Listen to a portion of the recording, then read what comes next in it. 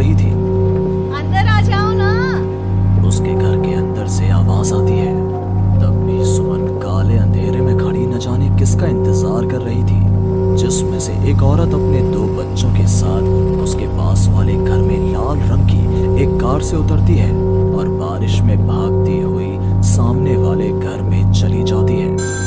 Hello, कौन? मेरा कुछ सामान तुम्हारे पास है, लौटाओगे नहीं? आपका क्या सामान? कौन है आप? और मैं तो इस घर में कुछ सेकंड्स पहले ही आई हूँ। आपको यहाँ का नंबर कैसे पता चला? मम्मी, हो सकता है कि जो फैमिली यहाँ पहले रहती हो, ये कॉल उनके लिए हो। नहीं नहीं, ऐसा नहीं है।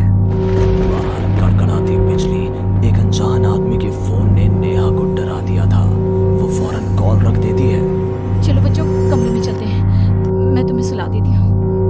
पर यहाँ इतने अंधेरे में तो कुछ भी नहीं दिख रहा। मम्मी, फ्लैश लाइट ऑन करो ना। नेहा फ्लैश ऑन करती है, जहां उसे ऊपर जाने की सीढ़ियां दिखती हैं और चारों तरफ सफेद कपड़ों से ढके हुए फर्नीचर। तभी नेहा की 3 साल की बेटी उससे कहती है, मम्मा घोस्ट। नो माय लव, ये तो वाइट क्लोथ्स हैं। चलो ऊपर, मम्मा आपको स्टोरी सुनाएगी। सुनिए ना, चलो चलो चलो। नेहा स्ट्रॉबेरी को गोद में उठाती है और रोहन के साथ सीढ़ियां चढ़ना शुरू करती है। एक एक कदम उसे ऐसा एहसास हो रहा था मानो वो सीढ़ियों पर नहीं दलदल में कदम रख रही हो। ये मेरे पैर सीढ़ियों में धंस क्यों रहे हैं? बहुत देर चलने के बाद सीढ़ियां खत्म होती हैं। ऐसा लग रहा है मानो मैं जन्म से बस चल ही रही हूँ। जैसे तैसे थकी हारी नेहा ऊपर कमरे में पहुंचती है। जैसे ही फ्लैश बेड पर पड़ता है, वो देखती है कि उसके दोनों बच्चे पहले से ही बिस्तर पर सो रहे हैं। मेरा सर चकरा रहा है। बच्चे तो मेरी गोद में थे, यहाँ कैसे आ गए? और वो भी मुझसे पहले। नेहा कुछ समझ नहीं पाती और बेसुध होकर जमीन पर गिर पड़ती है। अगली सुबह उसकी आंखें सूरज की किरणें चेहरे पड़ने से खुलती हैं। नेहा बालकनी में जाती है, जहां उसे सुमन अपने बालकनी में खड़ी दिखती है। ऐसा लग रहा था मानो सुमन रात भर से वहीं खड़ी थी। सुमन नेहा को मुस्कुराकर देखती है। हेलो, मैं यहाँ कल ही शिफ्ट हुई हूँ। मेरे हस्बैंड का यहाँ ट्रांसफर हुआ है। आसपास कहीं घर ही नहीं मिला, तब 40 किलोमीटर दूर यहाँ ये घर मिला। आप यहाँ पर कब से हैं? पता नहीं, सालों हो गए, यहाँ कोई आया ही नहीं। पर अब तुम आई हो तो राहत सी लगी। आओ ना घर पर। हाँ हाँ, क्यों नहीं, मुझे भी कंपनी मिल जाएगी। वैसे कल रात ना यहाँ कुछ अजीब महसूस किया मैंने। मैं आकर बताती हूँ। नेहा सुमन से मिलने उसके घर जाती है और पिछली रात हुए इंसिडेंट के बारे में उसको बताती है। ये तो कुछ भी नहीं है नेहा। ऐसे तो कई इंसिडेंट्स मेरी एक फ्रेंड के साथ भी हुए हैं और रोज होते ही हैं। सुमन अपनी कार में बैठी अपने नए ठिकाने की ओर बढ़ रही थी। जंगल के बीच से गुजरती वो खुद से कहती है, ये सिविल इंजीनियर्स की लाइफ ना बड़ी मुश्किल है। कहाँ जंगल झाड़ी में रहना पड़ेगा। कार एक घर के पास रुकती है। लीजिए मैडम, हम आ गए। आपको कुछ जरूरत हो तो मुझे कॉल कीजिएगा, मैं ये बगल वाले घर में ही हूँ। सुमन घर के अंदर जाती है। डाइनिंग टेबल पर पहले ही खाना रखा हुआ था, पानी का ग्लास भी, टीवी ऑन ही था। ऐसा लग रहा था मानो अभी अभी यहाँ कोई था या है। चलो, कंपनी अच्छी है।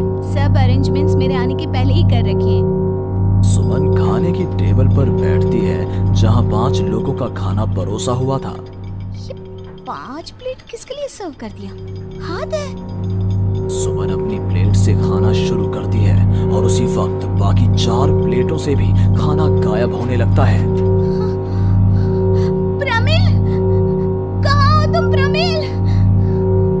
सुमन भागती हुई अपने ड्राइवर के घर पर जाती है। सुमन क्या देखती है कि प्रमिल जमीन पर गिरा हुआ है। फर्श पर हर तरफ खून ही खून।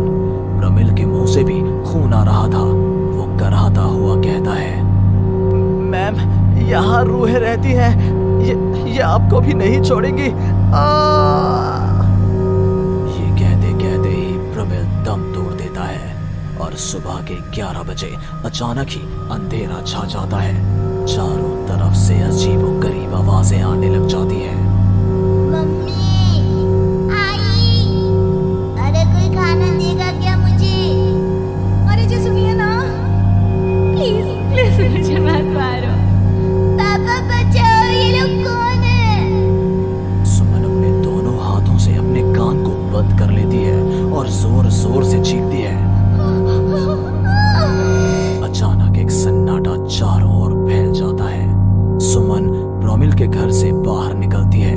चारों ओर घुप अंधेरा, वो भी कुछ देख नहीं पाती और वापस अपने घर की ओर लौट आती है। इससे अच्छी तो मौत होती। ये मैं कहाँ फंस गई? मम्मा गोदी। अरे सुमन, क्या मरने वरने की बात करती रहती हो? जाओ मेरे लिए चाय बनाओ। ये कौन बोल रहा है? तभी अचानक से घर की लाइट्स ऑन हो जाती हैं। सुमन देखती है कि वो किचन में है। उसके ठीक बगल में एक औरत, जिसके बाल उसके चेहरे की ओर थे, गैस के फ्लेम में अपने दोनों हाथों को पका रही थी। तुम कौन हो? कौन हो तुम? और यहाँ क्या कर रही हो? इनको बहुत पसंद है मेरे हाथों का खाना, तो मैं भी चखवा दूं क्या? कर्कश आवाज में ये कहती हुई वो औरत झट से सुमन के हाथों को आग में डाल देती है। सुमन चीखती रहती है, पर वो औरत उसके हाथों को नहीं छोड़ती। तुम्हारे पेट में एक बच्चा है ना, सुन लिया मैंने। और औरत ये कहती सुमन के पेट पर हाथ फेरने लग जाती है और उसके पेट में हाथ डालकर मांस का टुकड़ा बाहर निकाल कर खा लेती है। मेरा बच्चा। ये तो कुछ भी नहीं, उधर देखो। वो औरत दीवार की तरफ इशारा करती है। दीवार पर खून के ऐसे धब्बे थे मानो नवजात शिशुओं को उसी दीवार पर पटक पटक कर मार दिया गया हो। तभी वहां लगभग 5 साल का एक बच्चा आता है। उसका शरीर पूरा सफेद और आंखें काली थी। माँ, भूख लगी है। वो औरत अपने आग में सेके हुए हाथ को वहीं पास में पड़े चाकू से काटकर बच्चे को खाने को दे देती है। सुमन तो समझो अब मर ही चुकी थी। इतना कुछ देखने के बाद कौन ही जिंदा रह सकता था? अब उसका शरीर भी गवाही दे रहा था। एक कदम भी चलना मुश्किल था। वो दीवार को पकड़ पकड़ कर बाहर हॉल में आती है, जहां डाइनिंग टेबल पर 5 लोगों को बैठा देखती है। बिना सर का एक आदमी टेबल पर अपने बीवी और 3 बच्चों के साथ बैठा था। सभी सुमन की ओर देखते हैं। मम्मी, तुम मेरी मम्मी बनोगी। यहाँ हमारी जैसे बहुत से लोग रहते हैं, बहुत सारे। फिर उस लड़की का क्या हुआ? वो अब जिंदा है? हाँ, उन लोगों को एक जिंदा इंसान भी चाहिए था, जिसे वो रूहें रोज मारे, रोज। पता नहीं कितनी ही रूहें हैं, आज भी 1-2 तो दिखी जाती हैं। वो लड़की तो बस निकलने का राह ढूंढ रही है, पर वो निकलेगी कैसे? क्या कोई तरीका है? हाँ, किसी और को उन रूहों के हवाले कर देना यही एकमात्र रास्ता है। तो उसने किसे उन आत्माओं के हवाले किया? किया नहीं, अब करेगी। तुम्हें